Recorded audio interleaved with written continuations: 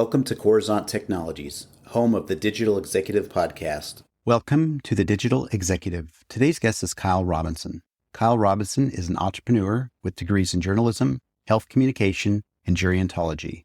Kyle spent her career providing senior living organizations with marketing and sales support, preventative health programs, wellness services, and technology. She has 20 plus years of experience working for nonprofit senior living communities. As an entrepreneur, Kyle has successfully launched 3 companies, including Wellzesta, a health tech software company dedicated to active aging, where she leads Wellzesta's RevOps team. She has experience as an adjunct instructor in marketing and public speaking at the university level. Well, good afternoon, Kyle. Welcome to the show. Thank you so much. It's a pleasure to be here.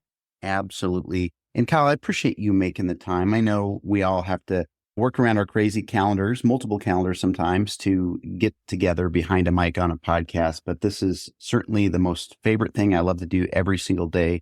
And again, thank you. So Kyle, we're going to jump right into your questions. You've got quite the career in healthcare, senior living, technology. You're an entrepreneur, now the partner of Wellzesta. Could you share with our audience the secret to your career growth and what inspires you? Big questions to start off with, which is great. I love to answer things like this. Really, no secret per se. I ask people in our industry that all the time, the secret to longevity, the secret to purpose and all of that. But I would say for me, really, I grew up in the senior living industry. My father had a consulting firm for 40 years. And so really building upon the work of others, surrounding yourself with people who are gifted and smart, intelligent, and really have made a mark in whatever industry you are interested in. I really gravitated to working with older adults at a very early age and went to school for journalism and gerontology and then a master's in health communication. So I was focused on really being around older adults and ways that we could improve their lives. So following my purpose, I don't know, I think of my career and my family life and all of it together, loving God, loving people, serving people. And as long as I'm doing that every day and surrounding myself with people who want to be part of that, then that's really the secret, if you will. And also having grit.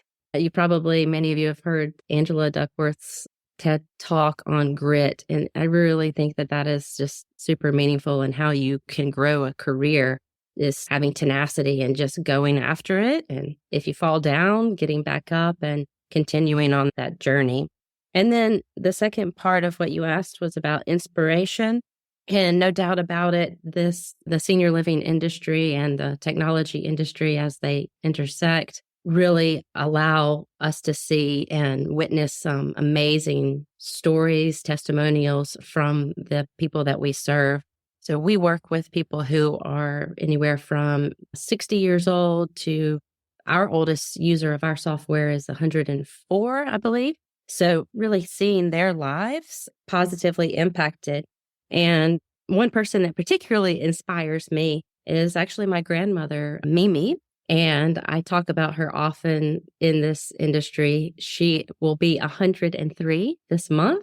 She lives in independent living at a life plan community. She actually is a user of the Wellzesta technology, which is really interesting to see. And just witnessing how her lifestyle choices have really positively impacted her life and the lives of others. And then putting herself literally in a place, a position that her life can be enhanced on a physical level, intellectually stimulated, emotionally and physically, mentally, all of those things. Watching her socialization just increase, which has increased not only the longevity of her life, but I think the enhancement to the lives of those around her. So she's certainly an inspiration to me personally and professionally.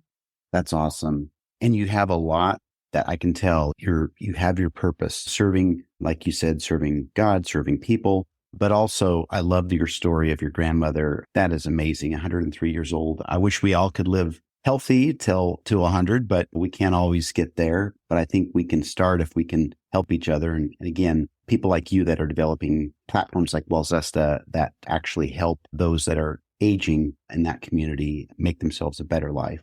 So I appreciate that share, Kyle. Jumping into the next question, can you explain how technology has transformed the senior living landscape, particularly in the areas like wellness, community building, and how has it impacted the quality of life for older adults?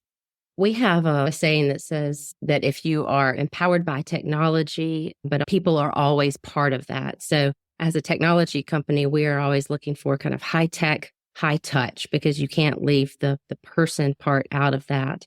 The staff, the teams that surround the technology make it all work and happen. And then, of course, the end users themselves. I've personally seen applications, not just, of course, Wellzesta, but many, many applications that have positively impacted the senior living industry and beyond, and healthcare certainly as well. I've seen a lot as it relates to, we're really big on personalization. And what does that mean? I think back in the day, if you will, it was more of a one size fits all. Technology could help you have a drop in solution that was really more generic and could help people. A lot of the applications were helping people on the physical level, whether it was enhancing how they could go through their day or providing the staff with data and information to help them make better decisions. But today, we really see technology, and we at Wellzesta are also really focused on how do you support personalization. What I mean by that is giving the residents, the end users, autonomy and the ability to really go about their day in the way that makes them feel the most valued and significant, and that they're making their own decisions, and then just supported by the technology, but still guided by their own internal compass, if you will.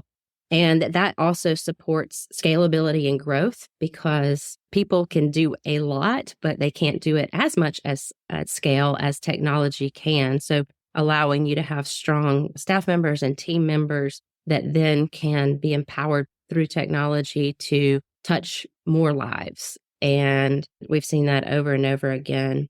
And then personal stories that I've seen as it relates to that. One story of a resident who I was able to get to know. She was in her 90s and her husband had just passed away.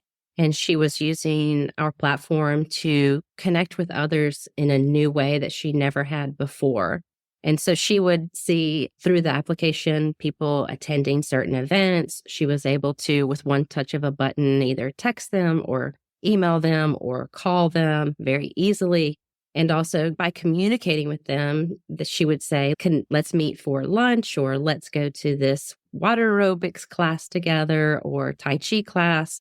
And they would show up. And she told us, in kind of a story that she shared, was after her husband died, she was nervous to start exploring again and be out on her own. But through the ability to connect with others through a platform, just even by sitting in her own apartment, or she could do that. And then her life was enhanced. She was trying new things, which opened up kind of her eyes to exciting new challenges. And hearing this feedback is always helpful for us, especially for our developers who don't sometimes get to see it firsthand. And so listening to personal feedback, how the technology helps people, is something that is really valuable, especially to our developers who are out there creating this to be put to good use in everyday life. I love that. Technology can be a barrier to some, especially older adults, but I like how you're bringing in that personalization and enabling older adults to actually be able to connect with others. And especially in times when they lose their spouse, it can be very difficult. So I love this story on that, Kyle.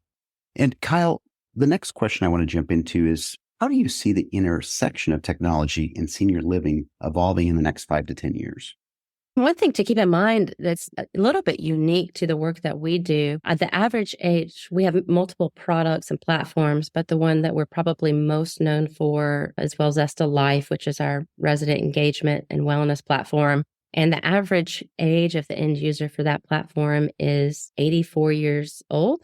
And we have super high utilization of that platform due to many different things, like we really pay a lot of attention to our UX, UI, which will continue to, I think, see evolve in the technology and senior living sector. The application of how people use software will not only be enriched and enhanced, really, again, going back to that personalization understanding people's personal preferences because of leveraging the actual feedback that they are providing through the platform and listening to that. I think we'll see an evolution in voice that has continued to be something that is leveraged, especially with older adults, which increases their autonomy and gives that end user more control and guidance over their day. We certainly are doing a lot with AI and the enhancement of ChatGPT and those kind of things as that evolves. That, I think, is just the tip of the iceberg for technology in this field and industry. And then, of course, using it in a smart way, in a way that is really thinking about the person first, being really people-centered first, and then technology-driven second, which is maybe odd for a technology company to say, but I think super important. And then we will see more detailed data. And on that data, we talk a lot about, of course, big data and data analytics, but how does that support both the residents, the end users, the staff to help them make more timely decisions, especially things that are related to positively impacting their health and well-being. And then we'll also see, no doubt about it, the growth of people staying at home. So a lot of our senior living communities already have at-home programs.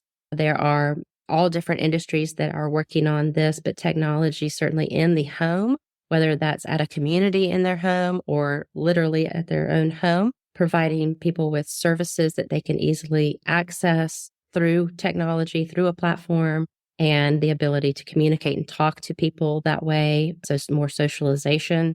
And whether you're getting that, I don't know, I call it digital intimacy, which might be a funny way of thinking of it, but really, how do you stay connected maybe when you aren't able to get out quite as much or quite as often, or maybe in the same manner as you were used to before, but yet staying very socially connected, moving away from social isolation.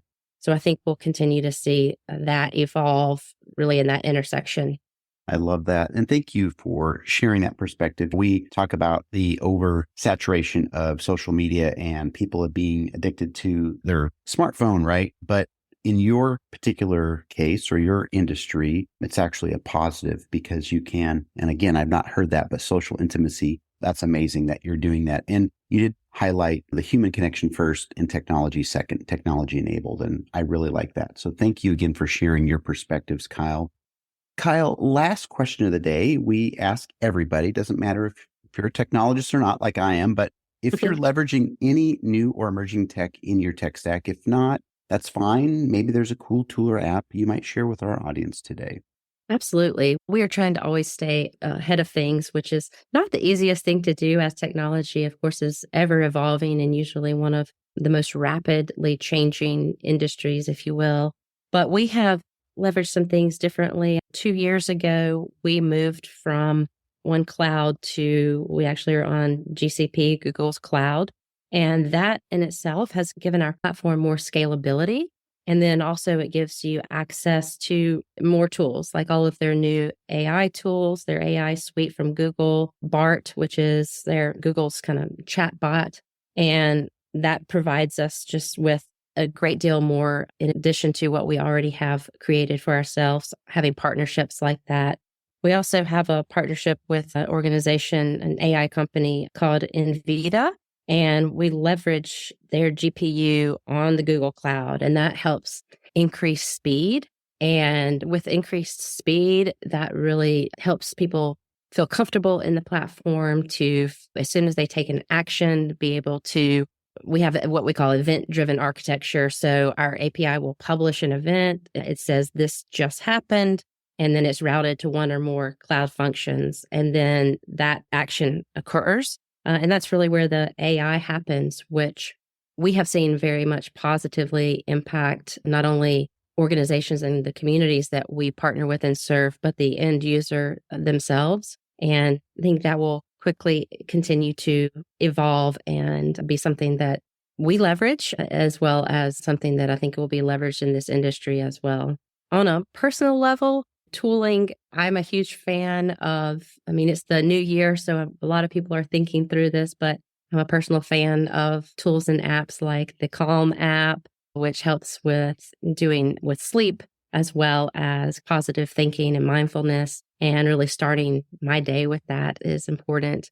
There are all kinds of fantastic platforms out there. I think learning new vocabulary, things that push us in new directions with languages, those are things I'm personally always exploring as well. And so I think we will just continue to see not only technology impact healthcare and senior living, but our own personal lives as well. Thank you, Kyle. Appreciate the share, both on the business side, right? You talk about GCP and the cloud and leveraging some of the technologies and power in the cloud for your platform, which is amazing. Thank you. But also on the personal level, we do like to hear what busy executives are using as far as applications on their phone to bring more efficiency, or in your case, maybe some more balance in your life and your mental health and your sleep. So thank you. Kyle, it was such a pleasure having you on today, and I look forward to speaking with you real soon. Thank you, Brian. My pleasure, and look forward to speaking with you as well. Really enjoyed today. Bye for now.